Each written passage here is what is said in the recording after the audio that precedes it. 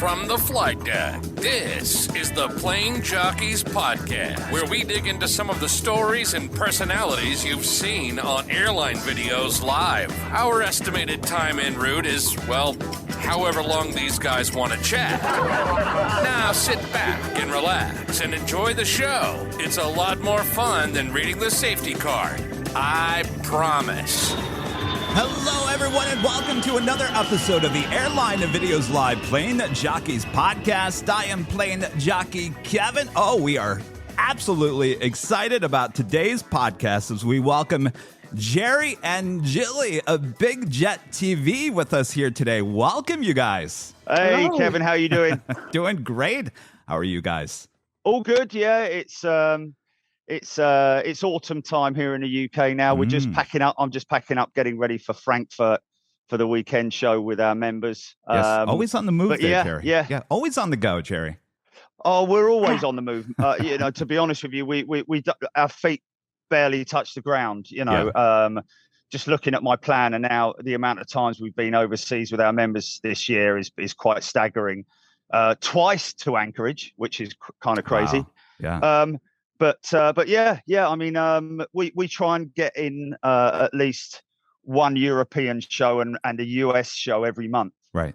Well, I mean, Jerry, you're the original. You are the original airport live streamer. Maybe people don't know the backstory. How did this all start? How did you get the idea for a airport live stream? Firstly, I've always been aviation runs through my veins. My dad flew back in the day, DC-8 54s. He was a freight dog. Flew with Saudi Arabian Airlines on the 747-100s.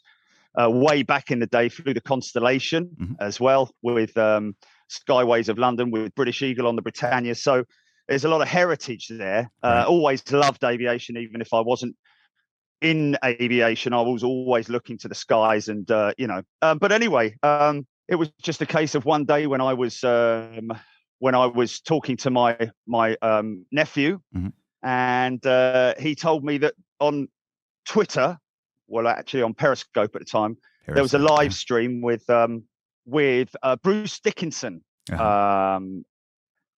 the lead singer of Iron Maiden. Right. And he's also a pilot, a fully qualified pilot. Right. And he was bringing his 747 into London Stansted, and they were live streaming it. Nothing really happened. In fact, I came off the stream before he arrived because it was just darkness.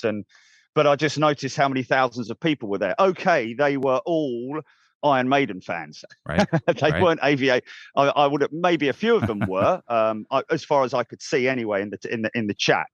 But it gave me the idea, and that literally that day I went up to Heathrow and stuck my iPhone through the fence at Heathrow, signed up on the account, and live streamed for the very first time. And since then, literally, we haven't looked back. Well, I haven't looked back, and later on it just evolved because of my involvement with the media and having done promotions and sales in my career over the years, especially with the magazines. It was relatively simple for me to upscale the business very quickly. What year was that, the Iron Maiden 747 live stream? When was that, Gilly? 2016? 2016. Yeah, 2016. Late summer. Yes. Yeah. And it was crazy because, for the first time, I put it on to test it, and there was I was like, oh, look. There's one person watching. Oh, look, there's two. Oh, there's 5. Oh, there's 10. Oh, look, there's 20 people watching. It's and so you get bitten by the bug very, very quickly when you're doing something that you absolutely have a passion for, and you're able to pass that on through a live stream. Right. So, I mean, after that, you just went back and did it again and again and again. You just kind of kept on doing it, right? Yeah. I mean, I went from my iPhone very quickly looking for positions around London Heathrow, found the Renaissance parking lot because the police obviously told us that I couldn't film up against the fence. Understandably so. You've got to be 3 meters from the fence. Right. So I managed to speak to the guys at the Renaissance and park my car in the parking lot. put some planks on the top on the roof and stood on the roof. At that point in time, it was still all handheld. So these streams only lasted like 20 seconds before my arms literally gave way, you know. But very quickly, I bought a set of sticks, and then we got a mic, and then it just evolved very, very quickly electronically, you know, through with all the gadgetry. Right. At this point in time, very early on, for the first year, I was on my own with my nephew, Johnny, and then there was a massive transition where Johnny went off to pursue another career, and I was on my own. And luckily, Gilly, who was a member, she was very technically minded and said, you know, do you mind if I have a go and see if we can get this? And then it just evolved very, very quickly from there, because Gilly and me have a very understanding of each other in terms of the technical side of things. She says something and I understand it. And then I ask if we can do this, and she says, let me look into it, unless she already says, yes, we can, you know. And so we've managed to evolve extremely quickly over these years up to the point where we are. That is amazing. So Gilly, you came on in what year then? Well, at first I was I moderated on the Facebook group in spring 2017. Okay, I think it was. And then over the year, it went from one thing like moderating to admin, and I'd watch the system and everything. So I would say summer 2018 was when I started to work on the live streaming setup.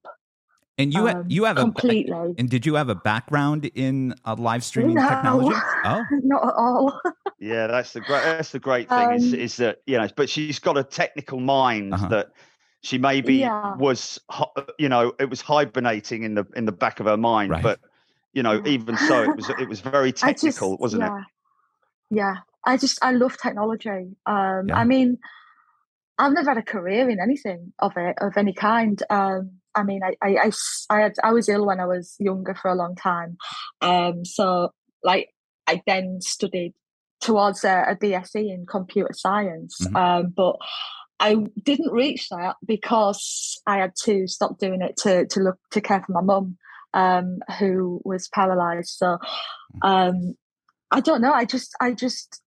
I've got a lot of experience on Photoshop. Well, I'm sure you've got a lot of on the job training. I'm sure since 2017. Yeah, I've got a very inquisitive mind about how things work when it comes to technology. So I just observed, but I wanted to know more. So I would do research. I would look into it. Like I say, when Jerry says, "How can we do this?" I'm like, "I think so." But just let me check, you know, like a lot of the time, like, I can do that. That's easy, you know. I just taught myself. And my knowledge has kind of evolved with the equipment itself, which has obviously evolved. Live streaming equipment has evolved over the last few years. Yes, you know? it keeps on. Yeah. I'm always one step ahead of the game. Oh, very nice. Like, how can we improve? Yeah, but the great thing is also is that, you know, since we started the membership thing, as soon as we started the membership thing, we went through all different stages of different types of membership platforms, you know. But eventually, you know, out of the blue, we got a call from YouTube asking me to, because you know, if we want to be the guinea pigs, the startup for channel membership. And then we did that for a while, and then the next thing we knew is that they flew me out to New York to sort of like discuss the whole platform and what we're doing, how we're doing it, and making it such a quick success. You know. And so now they listen to us, and funny enough, today we've just found out that there's a certain thing that we've asked them to do, and they listen to us, and they've actually made changes to the platform. Yeah, they've implemented it. You've got your membership tab on your YouTube channel, as well as a membership playlist, which you can add to your homepage. They were both our ideas, which they implemented. You know, we we're doing something else at the moment that they've contacted with us. Well, and it's just fantastic. I love it. Well, if I how haven't, can we improve? They actually listen. Yeah. Well, I'm going to tell you, if I have any ideas or if I need to say, hey, YouTube, you need to listen to us over here, I'm going to just contact you guys and say, hey, throw that at YouTube. Good to know. I mean, Jerry, what's your background in media? Well, I funny enough, it was much the same sort of like speed of doing Big Jet TV when I was when I was in my late 20s or mid 30s. I can't remember when it was, to be honest with you. I lose track, but I got a mountain bike and I just went in the woods with my mate and we rode down some tracks and it was really fast. And I was like, wow, I really like this. And at the time I knew this vert rider who was a BMX vert rider, championship vert rider. And I liked all his gear and all that, his helmet and all that, like bicycle motocross basically. And then I looked on the shelves in WH Smith's, the agents over here, and there was nothing on the shelf for mountain biking apart from cross country. So I went to a publisher and I just said, look, let's start up a new mountain bike magazine, but call it Dirt Magazine and make it into a downhill mountain bike magazine. And so that was my start of being in the media by becoming the creator and editor of Dirt Magazine, which ironically enough was also a first because that was the first global downhill mountain bike magazine. Right. The guys at Plush Magazine in the US even admitted it in their first issue, saying that we were a month ahead of them. So that was pretty cool. But yeah, so from that I went, of course, I was the editor, but creator, but also I ran the magazine in terms of its creative side, in terms of its editorial layout and imagery. And I got my own photographer because I wanted that photography to be much like the motocross scene, right. Far away from the cross country scene. But that was a great success. And then I moved on. I got headhunted out to California to run a motocross magazine, which was really great fun. I met all the top the kings of motocross. Had a good few years out there, and then I got into video production out there. That was here in Los Angeles, right? That was there in Los Angeles. Yeah. On Wilshire Boulevard at East Midlands Allied Press, ironically enough. But I was doing video production as well. In fact, ironically enough, I also created Pimp My Ride, but that's another story. To be perfectly honest with you, it was stolen from underneath me by MTV because I went and pitched it to them, and then they switched it around. But anyway, these are lessons that you learn. I needed an agent. I didn't have an agent, and anyway, I came back to the UK. I was doing snowboarding videos, motocross videos, all that kind of stuff in production for TV and all that kind of thing. And then I kind of I found a business which I started and again ramped it up really quick, interior designs, ran that for about 10 years, and then was looking for a career change because it got a bit it was very, very busy in the marketplace, from compared to when I started, ironically like what it is now. But and then that was that one day about 10 years later when I about 2016 when that all happened with the video, the live stream that I saw with Bruce Dickinson, and it literally went on from there. Wow, amazing! That is an amazing story. So you've had the media bug in your blood, since day one. So it's great. Well, I mean, to be honest with you, when you're doing something like that, when you're the editor in chief, you're not just an employee. You're running the whole thing. So your creative mind is what makes it what it is, and that's why Dirt Magazine was such a success, because I wrote that magazine. I wrote 99% of it, and it was me talking in there. And that's what people loved about it, because they knew it was me. When they met me, it was like I talked to them like I talk in the magazine. So, and that's kind of the same sort of like tip over into what we do with Big Jet TV. It's just me. It's my passion, my love for aviation and engineering and all the different aspects of aviation, and the artistry that you see as well. This time of year, we're getting into autumn. a lot of moisture in the air, lots of overwing vortex and wingtip vortex, engine intake vortex, all that kind of stuff going on, which is really, it's a great thing to see and a great thing to discuss as well, Yes, absolutely. So 2016, first live stream up to now. I mean, talk about the struggles you might have had with live streaming in the early days of Big Jet TV. To be honest with you, Kevin, it's moved so fast that even today, we'll be live with the most advanced equipment, and I'll turn it on, and Gilly's like, "Oh, I've only got one port." It's like, right, we've got to do a reboot, or we'll be halfway through a stream and it stops. These are constantly things that you're talking about, something that has a connectivity with the with the mobile networks, right? As well as the modem that we use and all that kind of thing. But again, that relies on modem networks. Yeah. So it's just evolved, is what it's done. We've had bonds that have burnt out. We've had this, that, and the other. The only thing that's remained constant, really, throughout the whole thing has been this amazing camera that we use.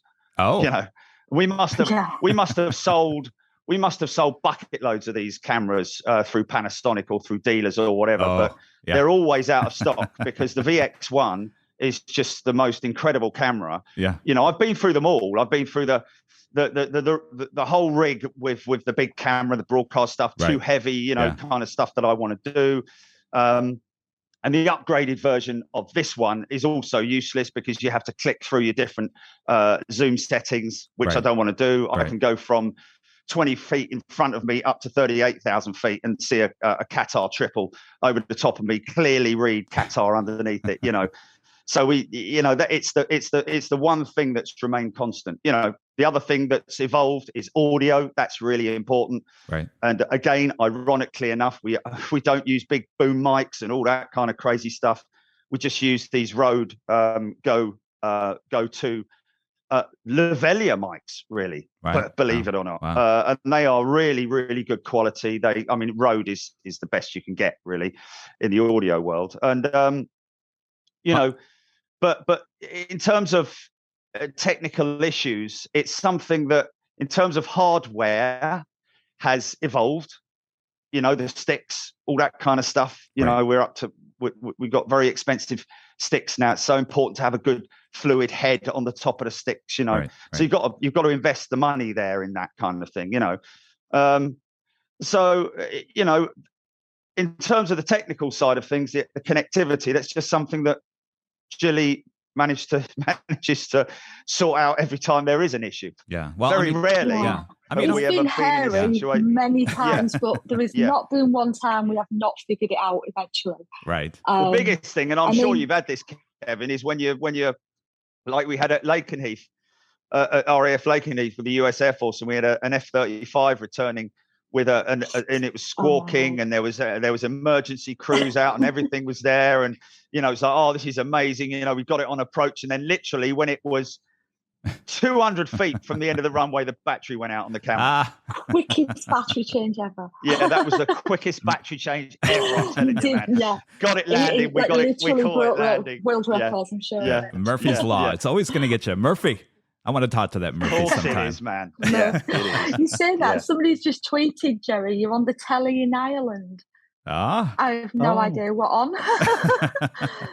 I mean, yeah, we've been on. Our channel's been used on a couple of quiz shows over here. Yeah, I saw something. One in particular was today as well, which was quite funny. On the big it's really. I mean, funny. that kind of brings me to the next question. I mean, what some of the biggest achievements that you've had on the channel since you started? Obviously, you're on game shows. I mean, that's. It's a tough one, man. It's a tough one because, we're just riding this wave, Kevin. Right. We're just riding this wave, and it's just an amazing thing to be there with 7,000 members on that wave with us. Right. And that's members. Then you've got all the subscribers that get to see it as well, because we obviously do free view. Because I don't want to. All our domestic stuff here in the UK is free view. Now we're going to be putting 2 hours of free view onto our international shows as well. So they get to look at that as well, But the in terms of achievements, I mean, don't get me wrong, you know, Storm Eunice was unbelievable. I think for about 4 weeks, our feet didn't touch the ground. It was, I don't know if you saw the kind of stuff that was going on during that stream. But, Oh yes. You know, with news channels like banging on the side of the van, like it was just incredible, man. You know, but that's we're not in it for the fame. We're not in it for fame. No. We're in it for literally for the love of aviation, and whatever comes with it, is just a massive bonus. You know, but. You know, it's the fact that we're able to do what we're able to do in terms of doing exactly what we say on the tin. You know, it says, you know, that members get to travel overseas with us, and they do, you know, and that's what fuels this whole thing, you know. Yeah. That's how we've evolved over the years as well, is to actually give as much as we can. Always giving back, Yeah. It's, if we could give it to everybody, without anybody having to pay anything, we would. Absolutely. Yeah. But it's a business. You know, it's a business. At the end of the day, it's a business. There's a lot of costs involved. It's a very unique business. Don't get me wrong, because I would say it's probably the only business in the world where the bloke running it or the woman running it is absolutely, totally, and utterly committed and absolutely loves their job. Right. You know, there's people earning millions out there, directors of this and CEOs of that, but do they really love what they do? You know, and probably do for about a year, but you know, the novelty wears off. But with me, the novelty will never wear off, purely because of the fact that every time we go live, it's like going out with all your friends and just we love planes. Yeah. That's exactly what it is, and that's always been my motivation. You know, when I stumbled on Jerry on Periscope, I was watching a live stream of a storm chaser chasing a tornado, and his feed went down, and it just suggested this, and I was like, "Oh, what's this? Really? Oh, this is cool." That is how you found Jerry. Wow, that's amazing. That's how I found it. And like that first stream, I was one of them. Wow! And if anybody's confused of what Periscope is, Periscope was a live streaming with Twitter, so you could. It was an app on its own, and it would Twitter eventually bought it, so you could watch live streaming on that app. So if you guys are wondering what exactly was Periscope, so it was kind of like the. It was before, gosh, what else came out after that? It was... I mean, there were other ones, but Facebook were the ones that really grabbed hold of it. And then it's a shame because, you know, that app was quite cool because you could go on a map and you could see where people were live streaming all around the world. Yes. And you just click on the little icon and it would take you to that live stream. You used to do that on Facebook as well. You used to be able to do that with Facebook, Facebook has it's just lost the live streaming on Facebook it's since the pandemic, something has changed, and I believe it's down to a technical thing. And it's just not the same. You've got to be on YouTube if you're going to do anything. If you're going to succeed in this marketplace. Oh, absolutely. And it's a very, very sort of full marketplace now. There's a lot of people popping up all over the place, which is great. Don't get me wrong, you know.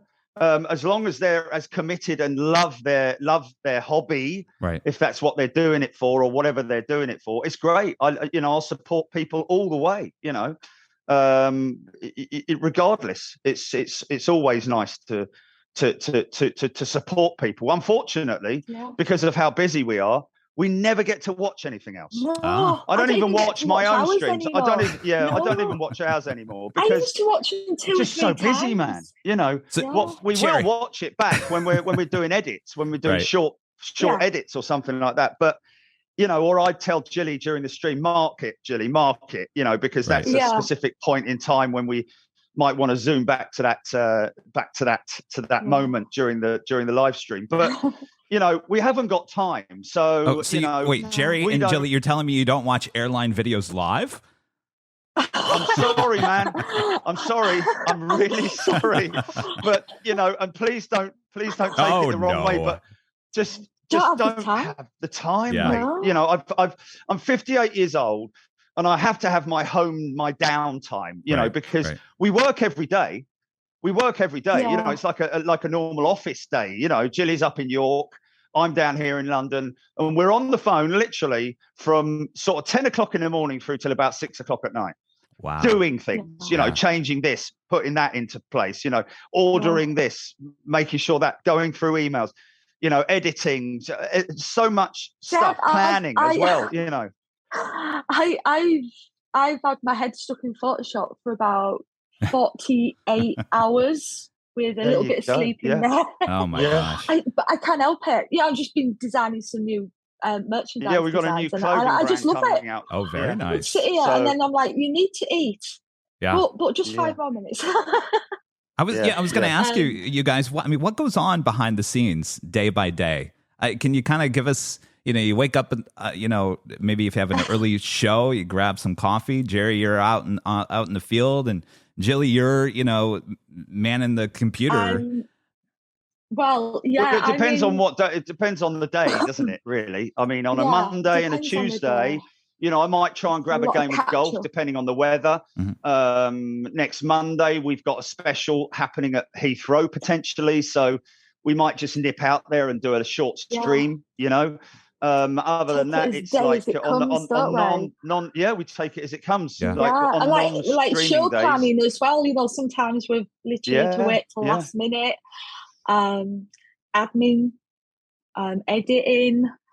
Obviously, I spend a lot of time speaking to management teams, media. And There's just so much going on behind the scenes in terms of planning and things. You know. I'm surrounded by two 49-inch super wide monitors, as well as I've got two other monitors there, which I actually don't use anymore now, but I could. So I come in here and I get a message off Jerry, and then we just crack on. Whatever the day brings me, you know, like quite often more than not, I've got things to tell him or ask him, which can completely sometimes change the day. Mm-hmm. Depends on what it is. We could start on something in the morning and still be working on it at 6 o'clock at night. Right. Seriously, like, you know, that because we want to get it right. We want to get it absolutely right for our audience. That is a big thing. Is that we're both perfectionists. Yeah. Totally. Almost ridiculous. I hear you on that one. Sort of way, you know. It can get interesting. Can you talk about the setup, Jerry? Like, we have a behind the scenes. People can kind of see what our setup is. There's a lot of equipment just everywhere. We pretty much do everything on location. Your setup's a little bit different than us. Is that you don't have as much? I'm not saying you don't have a lot of equipment, but you don't have as much of equipment because technically you take your feed, that goes up to the cloud, and then that goes back to Gilly, right? That's the easy way of describing it. Yeah, I mean, if I'm doing a domestic show here in the UK, I will literally just have I will have two bags. I'll have the backpack, I'll have the bag with all the chargers in it, and then I'll also have the sticks, obviously, and any other wet-proof equipment that I need to take out with me in the van. But when I'm going to Frankfurt, like I am on Sunday, you know, I'm flying out tomorrow. I've got a large bag with all the gear in it, you know, and I've got a separate bag when I carry the backpack, because that's a very important piece of equipment. I have that as hand baggage. But other than that, you know, it's a very simple setup. I've originally there were a lot of leads coming out and all that kind of thing, and the simple things like anchoring a lead into the camera. That is simple. Very, very critical. It's very complex. You know, it's got to be anchored solid so that there's no movement in it, because otherwise you get glitches and all that kind of stuff coming on there. So, you know, waterproofing, really important. Make sure you've always got that with you. Right. You know, that's something that we've worked on over the years, you know, in terms of waterproofing myself, you know, but connectivity is very, very simple. I can have, I don't know how long it takes. How long does it take you to set up? About 30 to 40 minutes. 30 to 40 minutes. Yes. Wow. Wow. From the moment I put the sticks down, it can be 3 mintrminutes. I'm jealous. I'm going to tell you a story. We had former Virgin captain Carl Wirtz flying in with Air France Cargo, I think it was, and we had a specific time, and Jerry was going out there to catch him.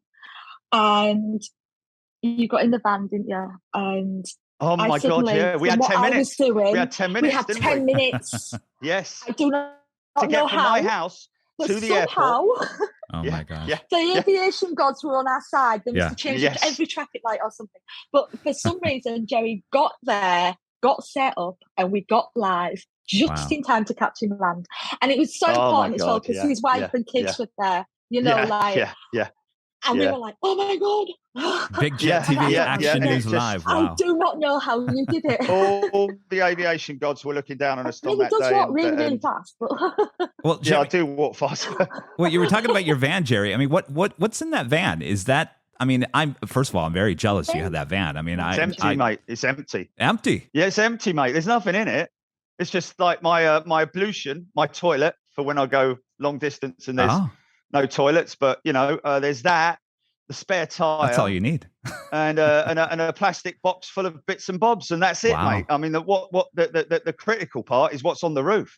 Right. It's the fully functioning rooftop, you know, with all the rails and all that kind of stuff, which is also something that I rig up each time I go there, rather than have it sticking up on top of the van. But yeah, the van is quite well known. Yes, I'm very jealous of it. I get a lot of hoots and hollers and you know, it's lovely when you know. I remember one time I was just at the traffic lights, you know, and this lovely old couple pull up next to me and they're like, "Hey, up, Jerry, when you're next on the telly?" You know, and these guys were like in their 80s. They were in something like that. But it's lovely. And then you get kids coming up and you know, asking for stickers and all that kind of thing. Right. So it's, you know, and like the owner of the hotel that we work with, you know, is one of the owner's sons. He's 4 years old in November. He's a big fan.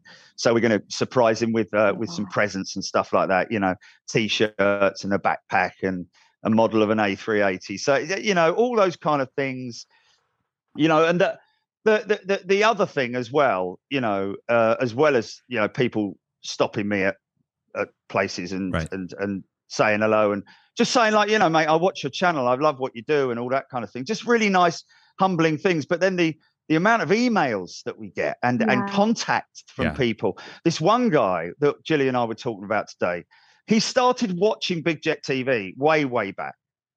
He wasn't even involved in the aviation industry. Wow. Now he's come through all of his training and he's a pilot. Wow. He's an actual pilot now. Yeah, amazing. Man, in America. Wow. Yeah, all because of you. And that's all because of Big Jet TV. Emails. Yeah, that's amazing. And it's just there's other people lovely that are working in aviation because they've been inspired. Yeah. The amount of emails ground teams and like, loaders and you know.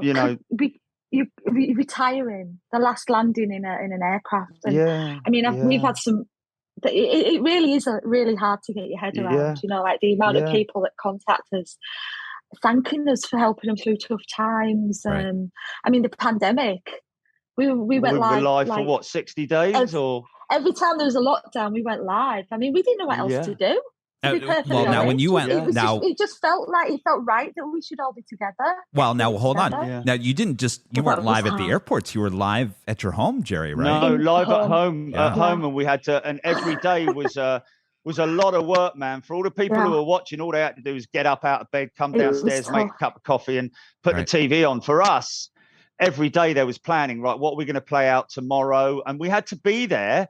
Which we wanted to be, but you know, we were with those people right the way through the entire day, and we sometimes wouldn't finish till like 10 o'clock at night. Wow. You know, and then you have to get up the next morning and do exactly the same thing again. But we were inspired by the people. Yeah. Yeah, we did have a lot of fun, man. We had a lot of fun, but it was very tiring. But it was needed. I mean, how long was it, Gilly? 60 days or something like that? 62 consecutive days was one of them. But there was we did it 3 times. There's 3 lockdowns. We did it in all the lockdowns, man. We did it all lockdowns. Amazing. And I remember saying to Gilly when the 3rd one came, I was like, bloody hell, Gilly, man, this is going to be hard work. Yeah. I'm hardly recovered from the last one. You know? Yeah. But we did it, Definitely man, and we strong. made But it we work. did And it. there's still people We coming up to us now persevered. saying, like, Yeah. listen, thank you so much for what you did during lockdown. You really got us through it, our family. It's like, wow, man. Yeah. And it's just Very nice. humbling. It's so nice to be to have people say things like that, because we do put a lot of work into it, Absolutely. and people really do appreciate it. That's the wonderful thing. And we just and we're so humbled by the messages that we get. Far too many for us to read out, Yeah. far too many. And I'm like, I just sit here pressing buttons. That's how I see it. I'm just like, I can't go to the airport. Like, I've got Leeds Bradford near me. Gilly, I think a lot of people think that you're in the van with Jerry. Yeah, no. I'm often, depending where he is, I can be, what was it, 300 miles away? No, 3 hours. 3 hours. About 180 miles up in Yorkshire, yeah. And yeah, when he goes somewhere like Anchorage, I'm 9 hours behind, which is interesting sometimes with the time zone. But no, I'm in what is my spare room, which I've converted into an office.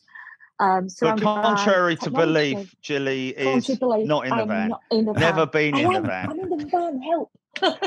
I think a lot of people. I've never been in the back. I think a lot of people just visualize, the TV news vans, with the reporters in the back of the truck and stuff like that.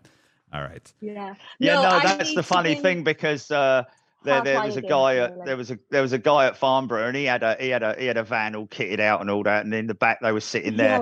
There was 2 directors there, with all the banks in front of them, and all I've got is a toilet and a spare wheel. A toilet, that's a good thing to carry the stuff as well. Yeah. I need to carry the gear as well when I go away, but the van is for one purpose and one purpose only, and that is for us to get higher and above the fence line where we need it, like places like RAF Lakenheath, right? At Coningsby, here at Heathrow as well.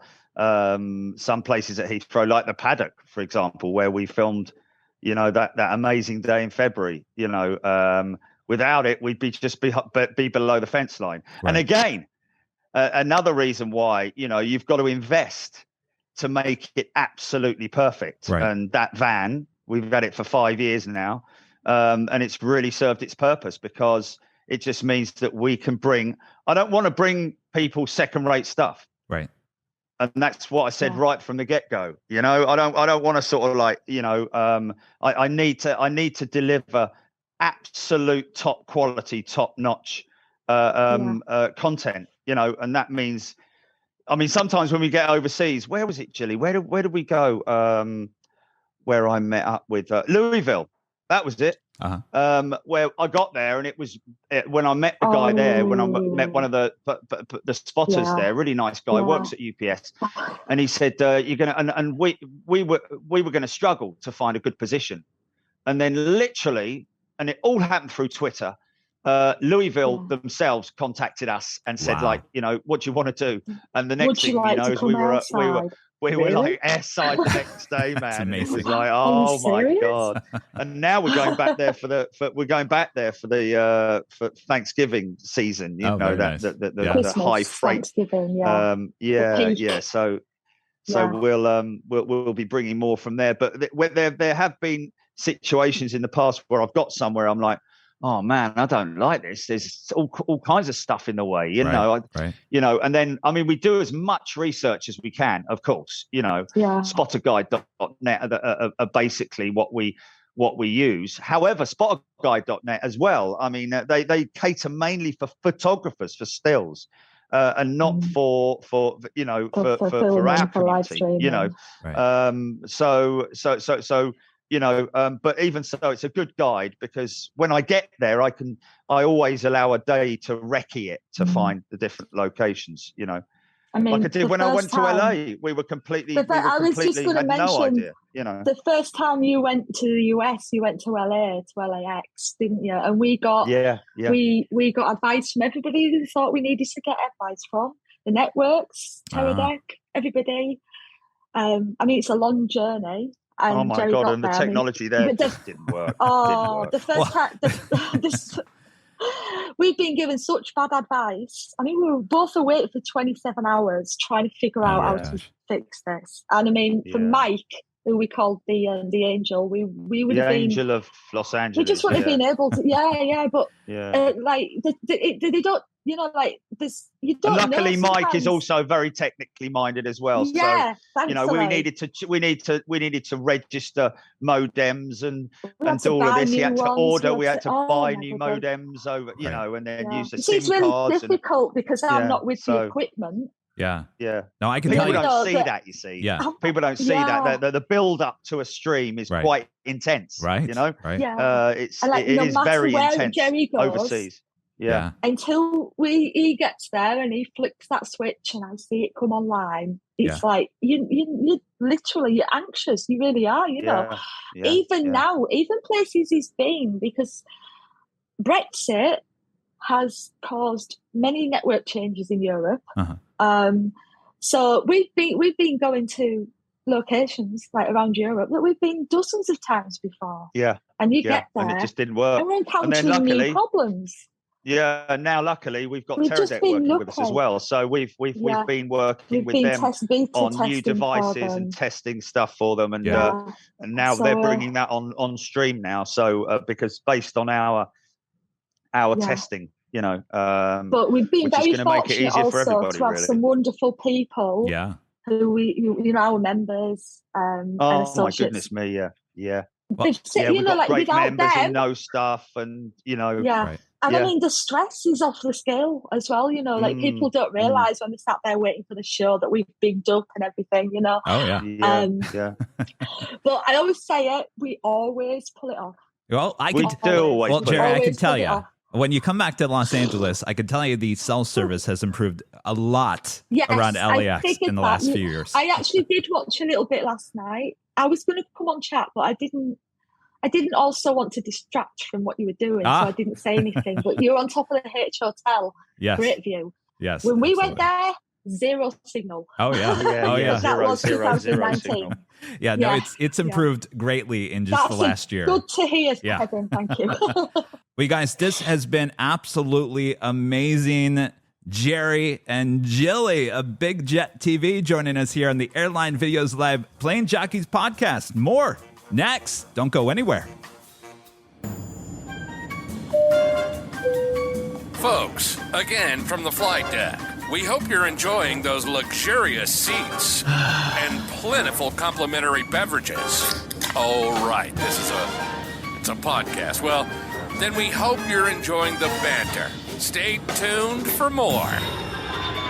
Oh, yes, there's always more to the story. Well, Jerry, I think there's some people that want more of you at LAX. Any plans of coming back to Los Angeles?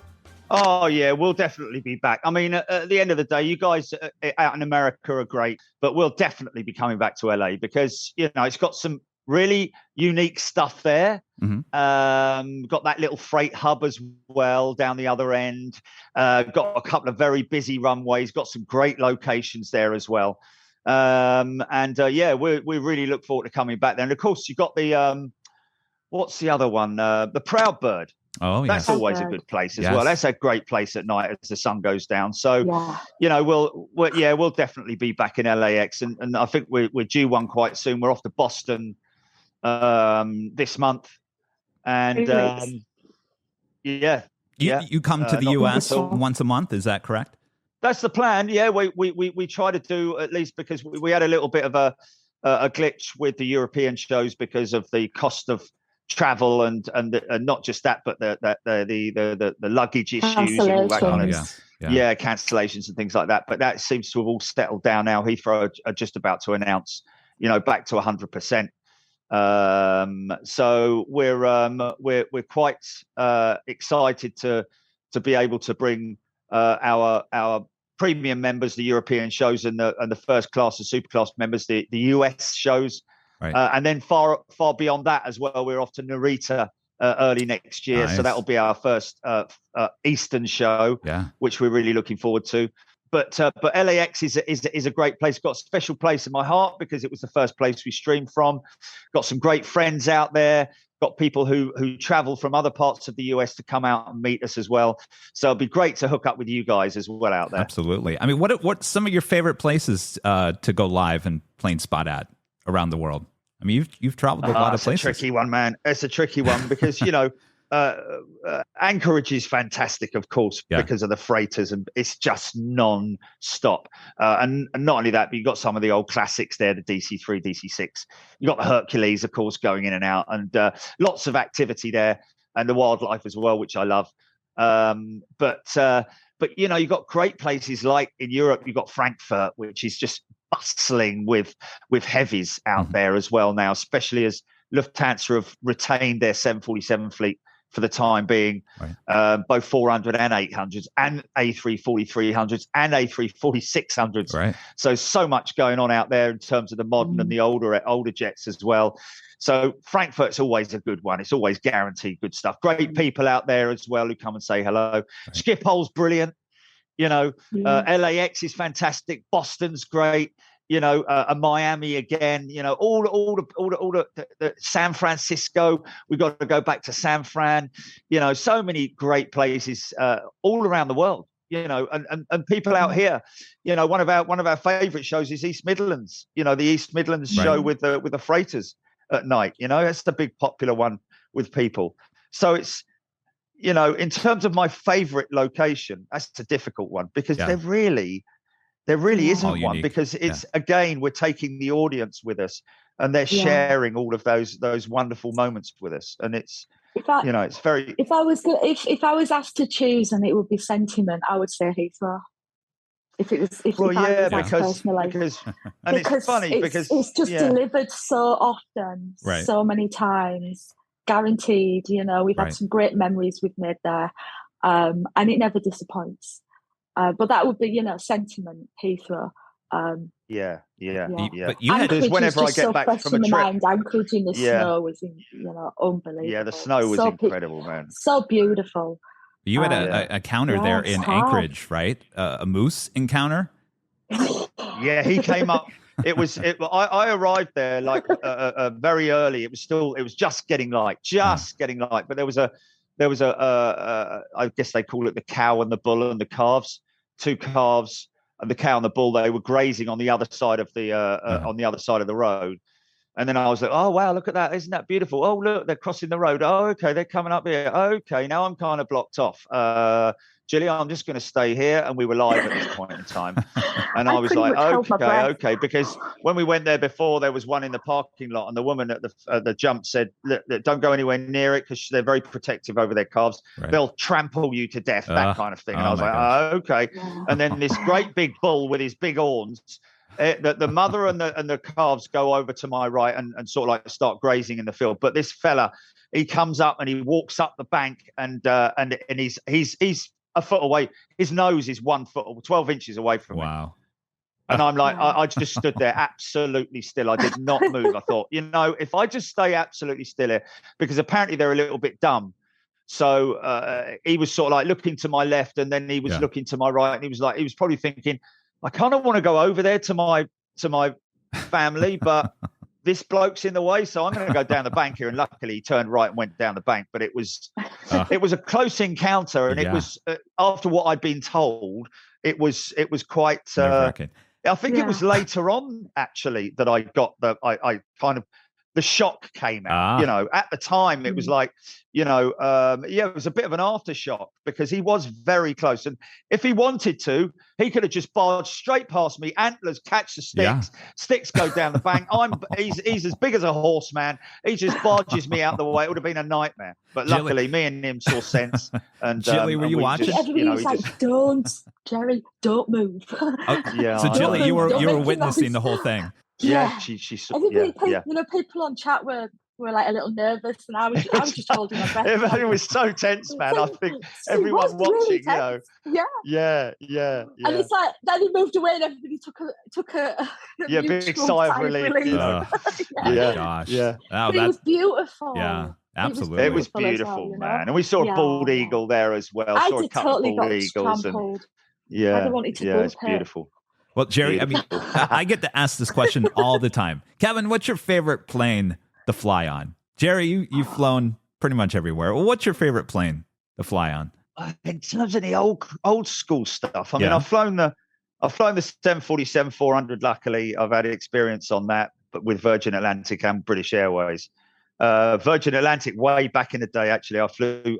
I from memory, I flew Virgin Atlantic to Los Angeles when I flew out there and emigrated out there.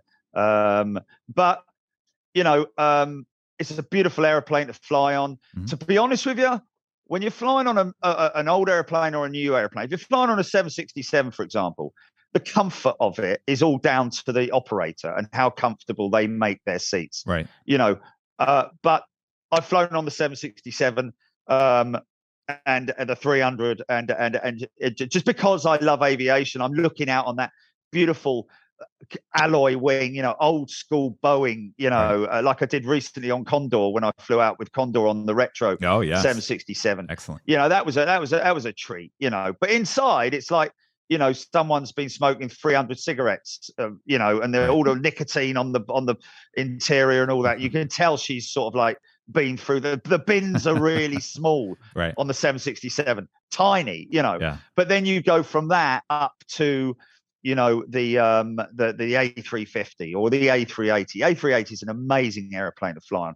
I would always recommend sitting over the wing and not sitting on the top deck, because you get more of a look at that immense wing. It is incredible, that thing. And the A350 again, in terms of the comfort, it's amazing. But when I flew last on the A350 with Virgin Atlantic, when he throttled up, it was like being on an old 737-300. It was just so loud and so bursting and cool. Not all nice and smooth like you'd expect with a sort of like a very modern jet. Right. He really slammed on the throttle. So I don't know, man. I don't know. I think they're all great to fly on. The E2, the little E2 jet as well. Flown on that. Right. The A220, those little jets with their little high performance engines are incredible to fly on.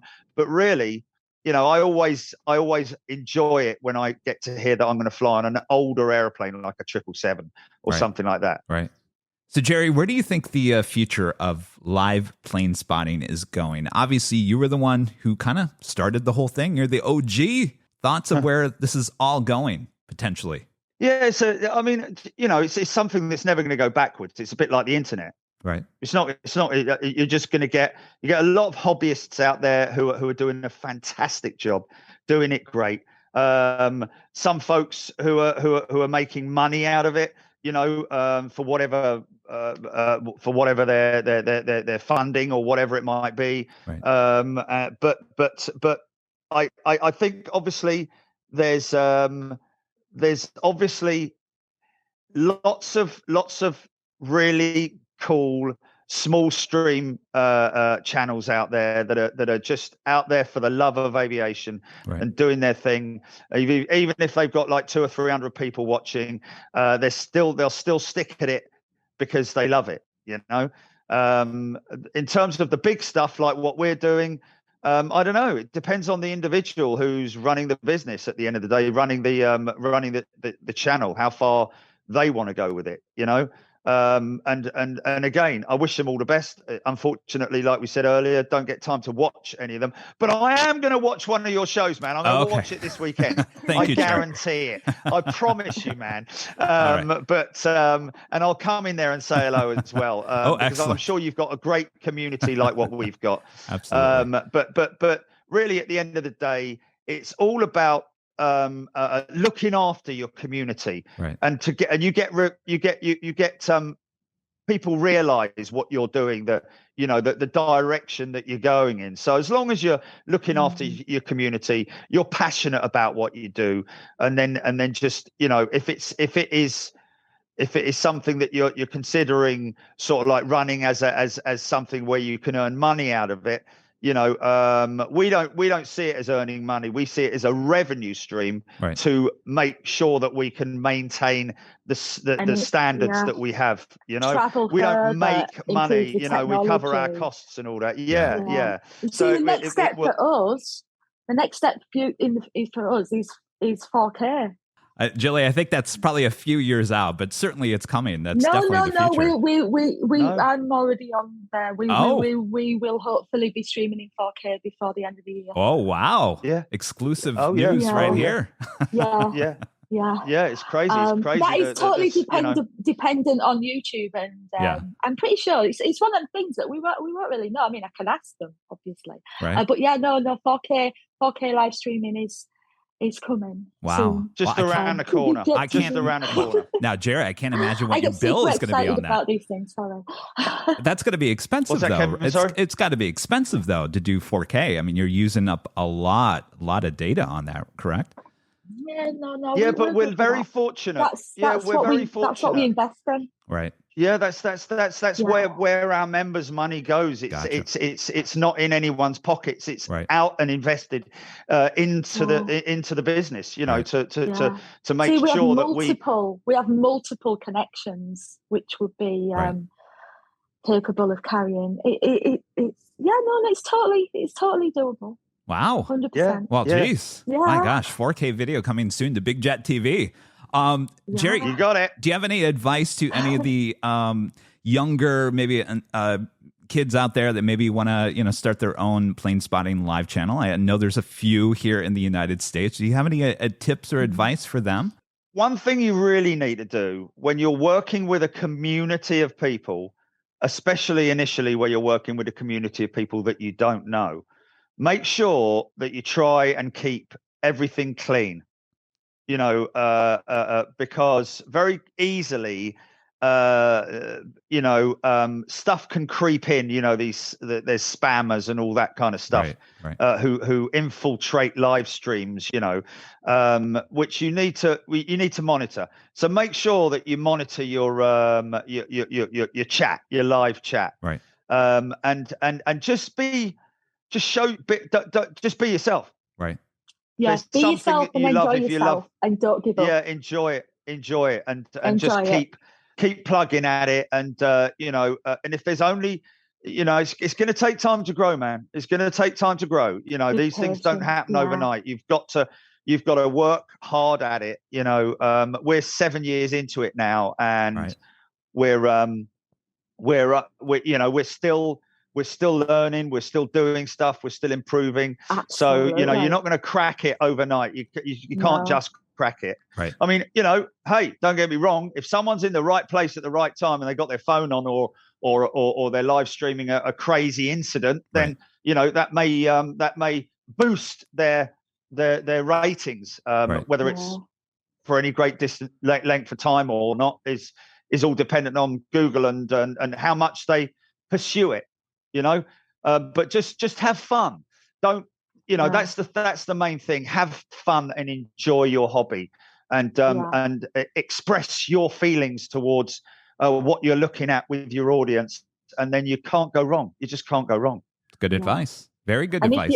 If you're a little unsure about the technical side, the technical knowledge, there is answers on Google for everything. Right. YouTube video tutorials. Right.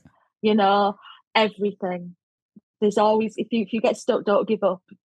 And be wary, and also I would say also be very wary of strangers, especially if you're young and you're offering assistance. Be very wary of that. We've been stung with that, and that's why we're saying it, because there are people out there who will latch onto you if and they're professionals at it as well. Right. So be very careful about what you do and who you befriend, in your stream. Keep it to yourself. Keep it small as much as you can. Don't involve lots and lots of people, because then there's just lots and lots of people that you've got to work with constantly. It's the potential complications. Just keep it small, keep it on a small scale and just enjoy yourself. Go out there and have some fun. Yeah, the main thing, enjoy yourself. That is some awesome advice, and I'm taking that to heart as well. Thanks, you guys, for that insight. Thanks, obviously, the future is bright for Big Jet TV. You're heading into the 4K realm of things. Where do you see Big Jet TV in the next year to 5 years? Are you going to end up on streaming for Disney Plus at some point? Do you see that ever happening? No, nothing like that's going to happen. We've had TV channels. We turned down I've had so TV. much. Yeah, we've had TV companies like, we want to do a show on you, a 6-part series and all that. I'm like, you know what? If I did that, then I'd lose focus on my main objective, which is to look after my community, my members. I'm just not interested. This time in 10 years, Big Jet 2, I'll be when I don't know how far it's going to go, but it will continue to be as it is. It won't. There won't be new presenters. There won't be this, that, and the other. All we'll do is just carry on doing what we do. I might have a Zimmer frame and all that. But I'll need one of those stair lifts to get up on top of the van when I. See, I always thought, that's the longest bit about going live, isn't it? Yeah. It takes 3 minutes to go live, but it takes Jerry 10 minutes to get on top of the van. When I used to watch like Jerry and Johnny in the early days, I used to think this is something special. Yeah. This is special. More people need to see this. And yes, I did used to think, like Netflix used to, you used to get involved here. This is something special. But technically, YouTube is on everybody's television now. Yeah. That's why people say we saw you on the telly. Yeah. Yeah, people watch it on TV. It is a TV channel. So in that respect, it has actually achieved that. And why change what, if it ain't broke, don't fix it. YouTube is YouTube. It's everywhere. I mean, we've got a very people successful... can watch it. Yeah. On any device in the house. Yeah. I mean, obviously, lots of people watch it, on the TV and use it on their phone for chat and all that kind of stuff. But it's a very humbling business to be running because it's so we're so lucky. We're so lucky, really, to be honest with you. To be involved in a business that brings people happiness. And education, and enlightenment, and including ourselves. I learned so much from my audience. Pilots coming on there, and it's great. It's just absolutely fantastic. I've got pilots on my WhatsApp asking me, "Oh, Jerry, I'm flying so and so out tomorrow, or I'm landing so and so. Are you going to be around?" And sometimes we do, sometimes we don't, depending on the schedule. We love catching pilots, man. We've got great relationships with a lot of pilots now. And I've got pilots in my phone. I got emails from people. I had an email from somebody after Storm Eunice who's rather high profile. I promised I wouldn't let on who they are. Can we stay in touch? I'm like, what is going on? It is crazy. Victoria Beckham follows us on YouTube. And the amount of celebrities on that day was insane. It went absolutely ballistic. I was trending on Twitter. Me. Oh my gosh. Bosh was trending. There's some screenshots of it, and you look back on it, and it's just. And we're all going through hard times at the moment as well, mate. I don't know how bad it is over there for you, but we're going through a right old crisis, an energy crisis, but also a cost of living crisis. People we're talking about possibly having power cuts blackouts during the winter. People struggling to heat their homes and put food on the table, So we are even more humbled to know that there are people out there who are supporting us.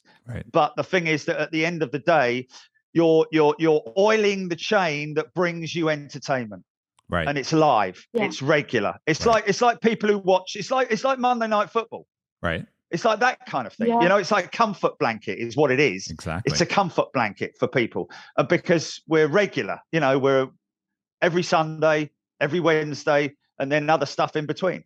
But you know, it is very much like a comfort blanket where people can just be themselves and just relax, sit down and watch some entertainment, but also get educated and just so many people who aren't even into aviation. For a while, they're not into aviation. The woman the other day, she said, I only watched you to hear you say, "Go on, son." You know, it's just go on, son. It was easy. No, it was son. easy, son. It was easy, son, wasn't it? Yeah. Yeah. But yeah. So anyway, it's just wonderful, mate. I mean, you must get a big buzz out of it, surely, from when you're seeing all this thing happen in front of you.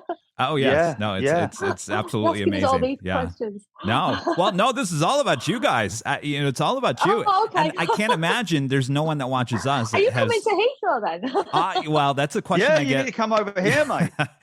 Yes, trust me. I get questions all the time. Are you going to go here? Are you going to go there? And yes, I would love to.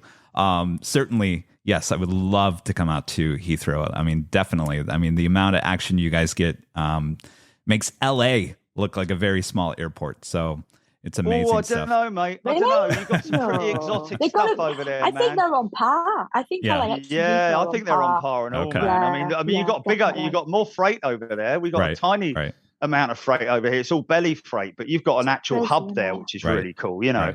And yes, Los Angeles, isn't it? It's just fantastic, you know. I mean, but whenever you come over here, mate, make sure you let us know, and we'll certainly look after you. Likewise. Well, we want you back at LA, so come on back and join us here in Los Angeles. Yeah, we will, man. We will. All right. Well, you guys, this has been absolutely fun getting to know you guys even more. Jerry, if anybody's listening to this, and I can't imagine this, if they're listening to this and they have no idea who you are, where can they find you on YouTube and online as well? Best place to look us up would be bigjet.tv online for our website. You get all the information that you need to get in there, and Bigjet TV live on YouTube. Excellent. You can also follow us on Twitter as well. We've got a Twitter account. They can download our app. Bigjet. Yeah, you download the app as well. We've got an app which is free, so you get all your notifications through the app. We've got like, I don't know how many hundreds of thousands, I don't know, whatever. But yeah, make sure you just look us up on YouTube. Come and join in. We get a lot of people from the US joining in the feed, and really enjoy seeing them there. Great bunch of people. Again, you know, we've got some very good friends from the US, you know, from all over the US. And that is true. It's all over the US where we have great friends. So, you know, look us up and come and join in the fun. Jerry and Gilly of Bigjet TV, thank you so much for joining us here on the Airline Videos Live Plane Jockeys podcast. Oh, thanks very much for having us, Kevin. It's been great fun.